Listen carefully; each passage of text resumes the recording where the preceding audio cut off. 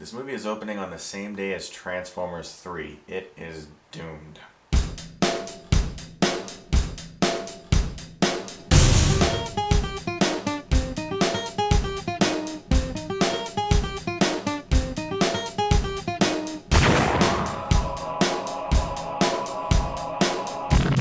Crowne stars Tom Hanks and Julia Roberts, Wilmer Valderrama?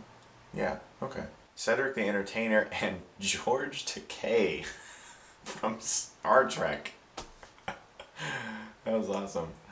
I'm a dork. It's about a well-to-do guy who loves his job at the supermarket and who's very good at his job at the supermarket, as the film's opening displays, and he is let go because of company downsizing. And they say one of the reasons they're letting him go is because he doesn't have a college education, which seems odd to me since he works at a supermarket. So he decides to go to this community college and take a couple classes that are recommended to him by the dean there, and one of the teachers he has is Julia Roberts. This is a comedy and a drama. It's not really a dramedy, it's not really a romantic comedy, it's sort of in the middle somewhere, and because of that the film was given a really kind of unique feel that most films don't have these days. It was actually kind of hard to peg down what kind of film this was, and I was a little surprised. It does seem very different and unique, but at the same time there was something wrong with this movie, and I was having a hard time identifying it until near the end. I was like, okay, I think I figured out what it is. Tom Hanks directs this movie, and he co-wrote it with Nia Vardalos of my best friend, my big fat Greek wedding.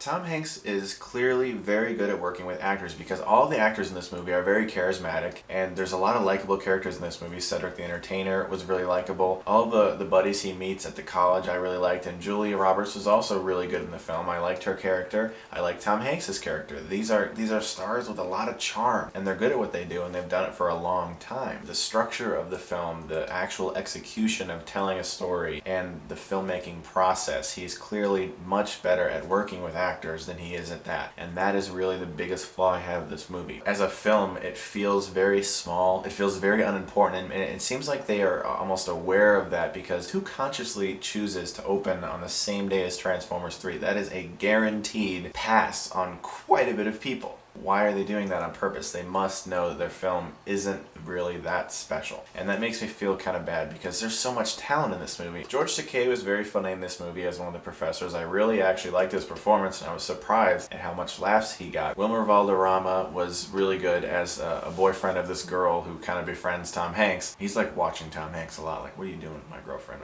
And there was a lot of good comedy. The movie's actually pretty funny. There's a lot of funny parts in this film. It also seemed like there was way too much forced emotion through the film's score by James Newton Howard, who I love. But this is probably the worst score I've ever heard from him, and it seemed like Tom Hanks wanted it to be that way. There are too many times in the movie where you're supposed to feel like, yes, this is happening, but it seems like the feeling is not there, and so James Newton Howard's score is trying to make you feel it. This movie has great intentions. It does. It's trying to tell the story of what the recession has done to people, what economy has done to people, and that people are all good and that they can have what they want, and you know, all those kind of things. It's just that Hank's direction is not very sure-handed here. I haven't seen his film That Thing You Do. Apparently that was pretty good. This movie is just, this is a very small, mild movie. You just don't really feel that much weight coming from it. I'm going to give it 2.5 out of 4 stars. It might be a fun rental, but I'm not going to recommend seeing it in theaters.